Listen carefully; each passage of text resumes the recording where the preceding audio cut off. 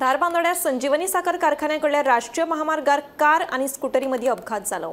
वेगान येवपी स्कूटरीन कारीक धपको दिलो। या अपघातात स्कूटर चालक जखमी जाल्ल्यान ताका उपचारा खातीर मडगांवच्या हॉस्पिटलांत भरती केला। या अपघाताचो फुडलो तपास सुरू आसा।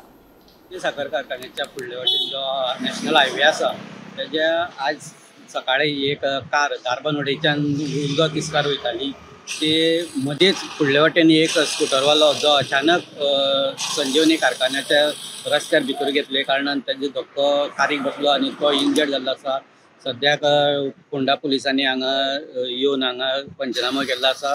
त्याच बरोबर जो इंजर्ड आसा गोकुळदास एका सद्याक अदीक ट्रीटमेंट करपा खातीर मडगांव हॉस्पिटलांत येल्लो आसा।